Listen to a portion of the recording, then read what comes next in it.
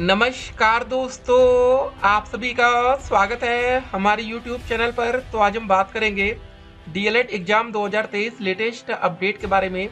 तो आज हमारी तारीख हो चुकी है 8 दिसंबर 2023 की। बड़ी अपडेट में सबसे पहले बात करेंगे आज की ब्रेकिंग न्यूज।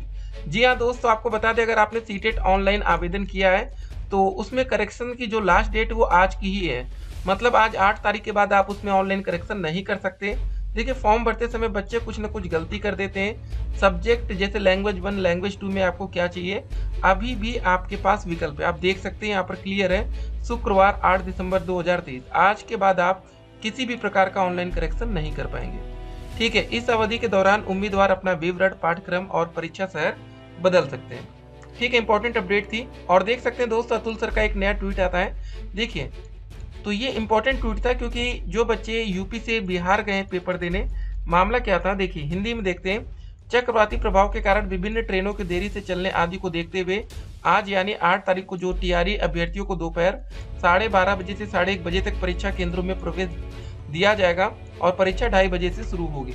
ठीक है, तो सही है। कभी कभी हो जाता है कि कुछ कंडीशन सही नहीं रहती, ट्रेन लेट हो जाती, तो उसको लेकर भाई इनका दिल तो बहुत ही बड़ा है। चलिए, अब परीक्षा डेट शीट के बारे में बात कर ले, क्योंकि अभी हमारा सेकंड का पेपर होगा और 4th सेमेस्टर का पेपर होगा।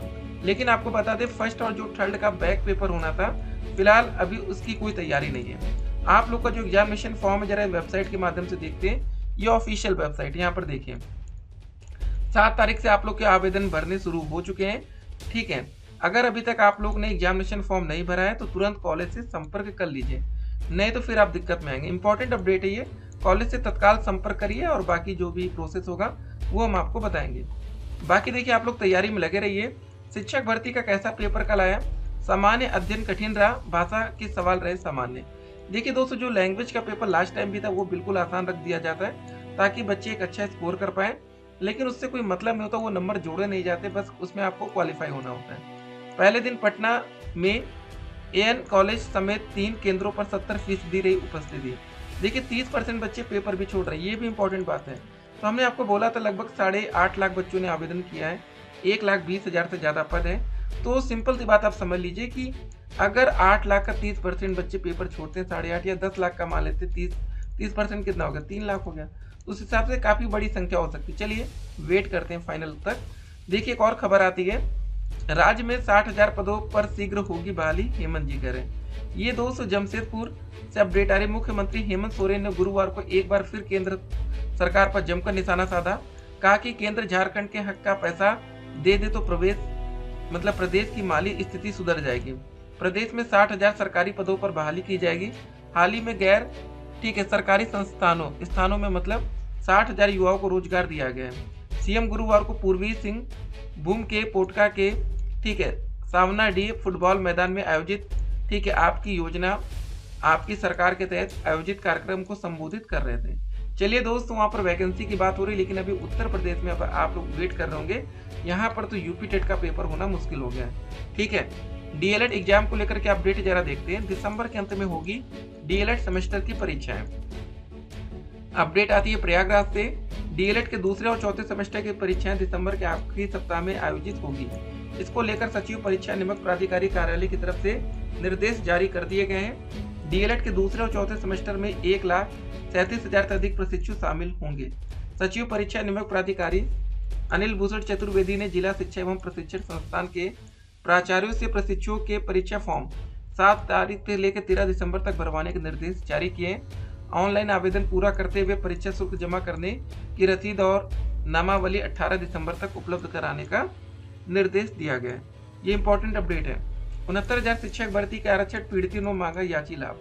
अब दोस्तों देखिए, ये आरक्षण पीड़ित कौन है? आरक्षण पीड़ित आते हैं ओबीसी कैटेगरी के छात्र और एससी कैटेगरी के। ठीक है, 69,000 भर्ती में ईडब्ल्यूएस का कोटा नहीं था, ये भी आपको जानना जरूरी है। ठीक है, बाकी देखिए, राजस्थान और छत्तीसगढ़ में पुरानी पेंशन स्कीम पर खतरा आ सकता है। ये इंपॉर्टेंट अपडेट है। देखिए, अब हुआ क्या ना कि अब राजस्थान में सरकारें बदल गई। यहाँ पर पहले कांग्रेस की थी, अब बीजेपी की आ गई। और आपको बता दें, भाजपा नहीं चाहती old pension scheme. PM Modi भी कर चुके हैं आलोचना। जयपुर कांग्रेस सरकार द्वारा बहाल की गई पुरानी पेंशन व्यवस्था पर अब खतरा मंडराने लगा है। मध्य प्रदेश, छत्तीसगढ़ और राजस्थान में भाजपा ने प्रेजेंट जीत दर्ज कराई है। केंद्र सरकार ने पुरानी पेंशन को लेकर पहले ही अपनी मंशा जाहिर कर दी है। देश में किसी भी सूरत में ओपीएस लागू नहीं किया जाएगा। खुद प्रधानमंत्री मोदी इस विषय में अपनी राय स्पष्ट कर चुके हैं। लेकिन दोस्तों देखिए, कोई सरकार अगर आपके लिए कोई नियम बना देती है तो उसको बदलना इतना आसान होता नहीं, लेकिन सरकारें चाहें तो डेफिनेटली बदल सकती है। अब देखते हैं कि भैया राजस्थान में बीजेपी की सरकार करती क्या है। वेट करते हैं। इसीलिए आप लोग से कहते हैं, जब आप लोग घर से वोट देने निकलते हैं ना, तो सोच समझ के निकलिए, क्योंकि आगे चलकर आप लोग को सरकारी शिक्षक बनना है।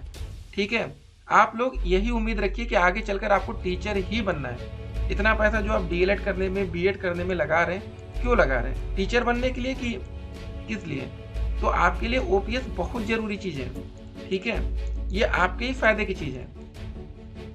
तो आप लोग को पता है क्या बताया जाए। चलिए, स्कूटनी रिजल्ट दोस्तों वेट करिए।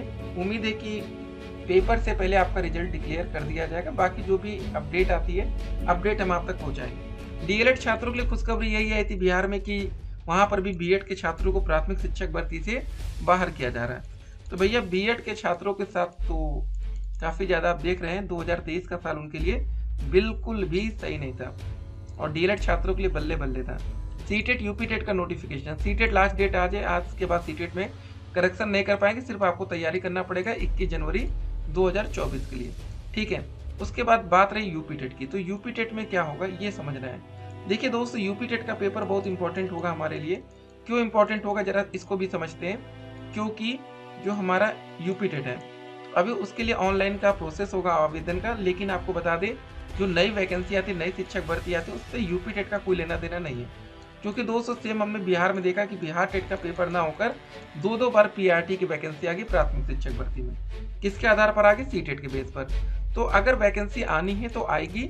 तो ये इंपॉर्टेंट बात है, इसको भी आपको समझना है। बाकी दोस्तों first, second, third, fourth semester की जो भी डेट शीट की अपडेट आती है, वो अपडेट हम आप तक पहुंचाते रहेंगे।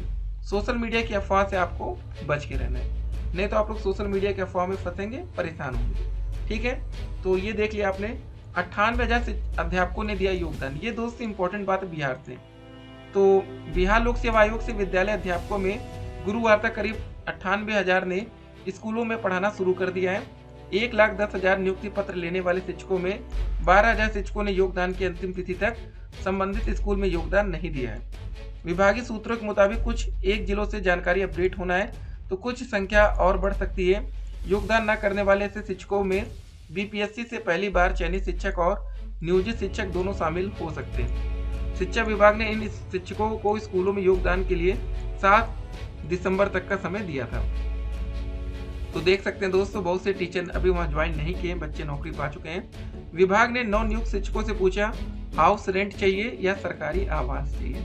ठीक है, यूपी में कोई पूछ रहा है आपसे। ठीक है, उसके बाद देखिए, जिले में बीपीएससी से चयनित 795 शिक्षकों ने नहीं लिया मूल नियुक्ति पत्र, तिथि समाप्त हो गई। ये कहाँ से अपडेट थी देख सकते हैं। तो हर जगह दोस्तों जिले से अलग अलग अपडेट आपको देखने को यहाँ पर मिल रही है। ठीक है, तो ऐसे करके दोस्तों और भी जो भी अपडेट आती है, अपडेट हम आप तक पहुंचाएंगे। जो बच्चे भी डीएलएड 2023 बैच में एडमिशन लिए हैं, या जो बच्चे डीएलएड 2022 बैच के फर्स्ट सेमेस्टर में जिन बच्चों की बैक लग गई है, ठीक है, तैयारी में आप लोग लगे रहिएगा। लेकिन अभी आपका जो मेन फोकस होना चाहिए वो सेकेंड और फोर्थ सेमेस्टर परीक्षा में होनी चाहिए। पेपर दिसंबर के लास्ट वीक में होगा। ठीक है, तो अब आपको समझना है कि पेपर हमारा किस तारीख से शुरू हो सकता है। देखिए दोस्तों, दिसंबर का जो हमारा लास्ट वीक रहेगा, ठीक है, 25 दिसंबर आपको पता है, इस दिन तो हमारी छुट्टी रहेगी, ये बात तो क्लियर है। ठीक है, हमारे पेपर के लिए टोटल कितने दिन चाहिए? 6 वर्किंग डे चाहिए, या कभी कभी संडे भी सम्मिलित हो जाता है। तो अगर सब कुछ सही रहा तो ये मान के चल सकते हैं कि हमारा पेपर 26 दिसंबर से शुरू हो सकता है। 26 तारीख को दिन रहेगा हमारा मंगलवार का।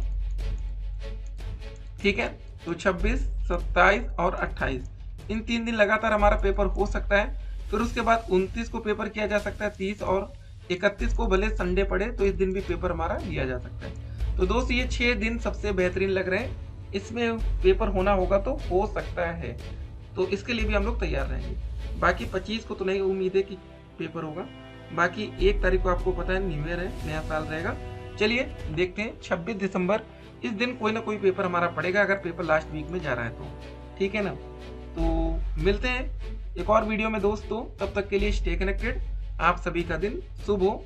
एक और बात आपको बताते चले, या इनको पेपर कराना होगा तो एक और डेट आ सकती है हमारे लिए 18 दिसंबर से, लेकिन लास्ट वीक की बात है तो ये 26 वाली डेट सही लग रही है। ठीक है, फिर मिलते हैं, स्टे कनेक्टेड।